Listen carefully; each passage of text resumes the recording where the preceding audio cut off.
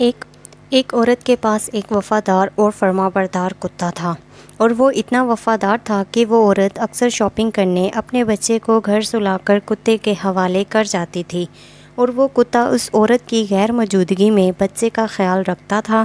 ایک دن وہ عورت حسب معمول بچے کو گھر سلا کر شاپنگ کرنے گئی۔ واپس گھر آئی تو بچہ اور کتا موجود نہ پایا۔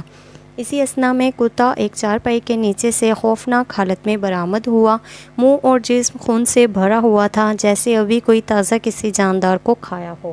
وہ عورت سمجھی کہ کتا میرے بچے کو کھا گیا ہے۔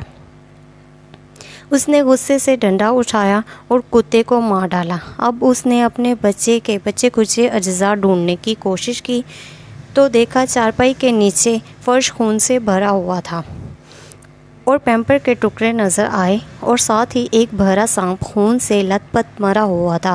اس سے کچھ فاصلے پر اس کا بچہ محفوظ پڑا کھیل رہا تھا۔ سانپ اور کتے کی بڑی سخت لڑائی ہوئی تھی۔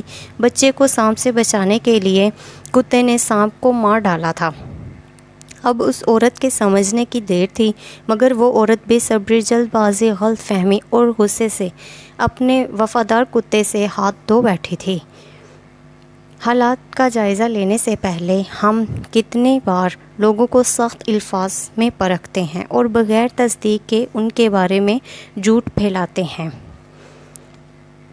اسی طرح ہم اپنی زندگی میں غلط فہمی، بے صبری، جلد بازی اور غصے میں اپنے قیمتی اور وفادار دوستوں، احباب اور فیملی سے قطع تعلق کر لیتے ہیں۔ ان حالات تک پہنچنے سے پہلے ہمیشہ معاملے کو سمجھیں اور صبر کریں اور غیر مشروط غلطیوں سے بچیں جو ہمیں اپنی نظروں میں گرا سکتی ہیں۔